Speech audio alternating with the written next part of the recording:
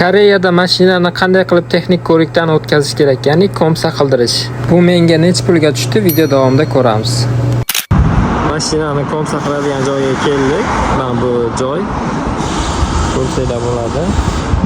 Yozib qo'ygan, mana bu yerda ofisi, mana bu yerda ko'rik qiladigan joyi. Mashinani bu yerga olib kelib qo'ysanglar, o'zi yoqdan bitta odam kelib turib, mashinani olib ketadi. Sizlar hujjatlar bilan mana bu Chadongcha degan ofisga borasizlar.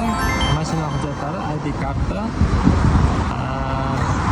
berib turib 50 ming won to'lovi bor ekan, 50 ming won to'lovi. Kutish zalida mashinani qanday tekshirilayotganini kamera orqali kuzatib turishingiz mumkin va ichish uchun kofe ham bor.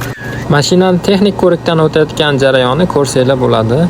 Buni ichkaridan kameradan kuzatib tursanglar ham bo'ladi. Mana mashina chiqdi, faqat yana olib kelasizlar dedi. Qanaqadir kamchiligi bor ekan.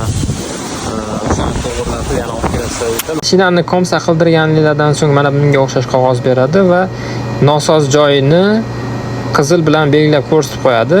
2 hafta ichida qaytarib to'g'irlatib olib borsanglar, qayta tekshirish bepul bo'lar ekan.